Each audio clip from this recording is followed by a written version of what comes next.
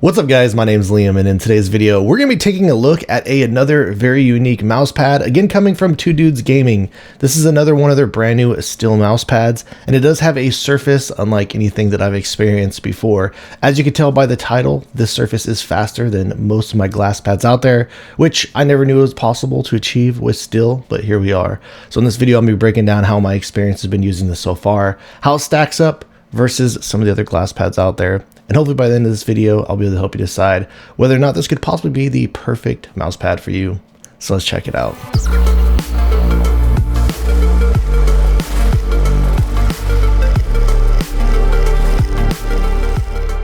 And before we get started today, I did want to let you know that this was sent out to me. However, everything you'll be hearing in this video is going to be my own words and my own opinions. Starting out with the build of this, you can pick this up in a couple of different types of options. First off, for the size, this one does come in at 500 by 500, and this is actually a really thin mouse pad. The ones that I originally reviewed previously had dual side surfaces.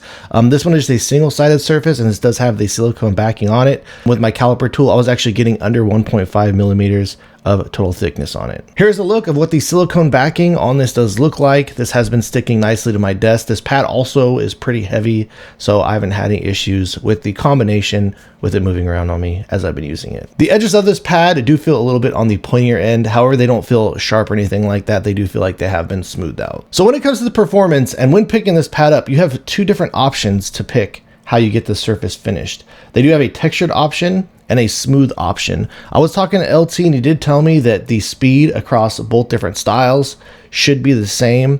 The difference is with the smoother surface, you're going to get a floatier feeling, whereas if you did have the textured version, you will get more feedback on the bottom of your mouse. And truly, the smooth surface saying that it's floaty, there really is no more of an accurate description of that, because the second that I did put this on my desk, for whatever reason, I've been playing a lot of Battlefield 6 recently, and I typically have been maining control pads, playing games like Apex and stuff like that, but I don't know what it is, just the movement feels a little bit more clunkier, slower in Battlefield 6, so I have been leaning towards more speed pads in recent times. And I've been playing that game on glass bead surface mouse pads like the Kai, for example. So going from those pads to this, this was actually a step up in speed, which I was really surprised to find out. So when you are using PTFE skates, just the glide of this, again, very smooth, very quick. If you're somebody who likes just a really fast surface, you like that really floaty feeling, and you like to have as minimal or as little amount of static friction possible, then this is absolutely a surface that I would recommend going and checking out. A couple things I want to talk about with this surface here really quickly. With this steel option, I've kind of found that the more that I use it and the more that I just get stuff on it, whether it's, my skin oils or something like that, I have found that with these steel mouse pads, especially with this one more in particular, that it kind of has impact the performance a little bit. I do kind of find myself having to keep up and keep this clean. He does provide this cloth right here to wipe it down with, and honestly, it's been doing a pretty good job once you clean off the surface at getting it to run smoothly and more quick again. And also, with that being said, even though this is a steel mouse pad, obviously steel is a very strong material. This is still a treated surface, so you do have to take care of the surface. I don't recommend putting anything hard on here, sharp. I don't recommend using anything like glass skates or anything like that, because if you were to scratch up the surface, then it would impact the integrity of the performance of the pad itself. And then he has also sent out these other different types of skates that I have been experimenting with. These honestly offer a really cool glide. So he has a couple of different ones. He does have these Gore-Tex ones right here. Just so you know, you can actually stick these on the bottom of the PTFE skates of your mice. He also is going to have options where he does have a full size. This actually doesn't go to this TENS mouse. I believe that this is intended for the Asus Harp 2 Ace. But with these different options, how it works is with the Gore-Tex here, I have felt like with this type of material, you do get a way more controlled experience. So it does slow down just your dynamic glide and give you a higher sense of static friction as well. He also does have these two green skates, which I really like a lot. These are probably my favorite out of all of them, even though these Gore-Tex are really cool. The thing that I really like about these green ones is he does have these soft ones. These are a little bit more of a balanced option. And then he has these flame treated ones. So these flame treated ones, they are quicker. They do have a lower sense of static friction.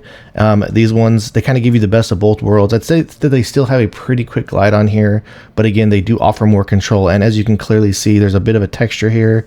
So these do have more feedback on the bottom of your mouse compared to something like PTFE skates we're on. Like I said, on this surface, definitely feel a lot more floaty than these other options. So just to kind of demonstrate the glide between all of these, like I said, the PTFE are still going to be a bit quicker and have a little bit more of that floatier feeling. These ones are still pretty fast on the surface, but as you can see, they're a little bit more controlled, not as fast. And again, when you do actually start to push in the surface, I can actually get a really decent sense of control and stopping power while using these skates, even on a surface like this. All right, so starting out with the comparisons, we're gonna go over to the Beast, one of the faster types of glass pads that are out there. And truly the difference between the Beast and the Inception is very noticeable there, just with the overall performance. With the Beast, you do get a higher sense of static friction when you are pushing into it, so you get way more control, whereas over here on the Inception, definitely has a much more floaty and just overall just quicker feeling on both the static and on the dynamic between the glide on both of these. So let's go ahead and drop a glide test comparison between both of them. All right, and then lastly, comparing it to the fastest glass pad that I've tested out to date, the Zane. Coming over here to the Inception, the one thing about some people out there is I feel like there's people that if they feel the static friction on a pad and it feels a little bit higher, that they feel like that pad just in general is slower. So if that's the case, the static friction on the Inception is definitely lower and gives you more of a floaty feeling than the Zane, where the Zane you still can get some control and stability, or at least more so than the Inception when you're depressed into the surface. When it does come to the dynamic glide on both of these, however, the Zane is still incredibly fast. And in my testing between both of these, I've kind of found that the Zane is still just a little bit quicker on the dynamic glide, with having a bit of a higher static friction the more that you do push into it. All right, guys, so that about wraps things up on the 2DudezGaming Inception. And like I said, the performance of this surface is just really insane and unique. If you are somebody who's looking for one of the lowest static friction pads that I've had experience using out there, and you really like that floaty feeling, just looking for the fastest transitions possible, then I absolutely recommend going and checking this one out. I think that I might prefer the textured surface a little bit more for my own preference. I'm not really that much a huge fan of the floaty feeling. Definitely one of the quicker or quickest style of pads that I've ever used out there. So if you guys do have any additional questions or feel like I left anything out, please let me know in the comments down below. If you have enjoyed watching this video and are interested in seeing more videos like this in the future, please drop this video a like and subscribe to my channel. Thank you guys so much for watching. I look forward to seeing you in the next one.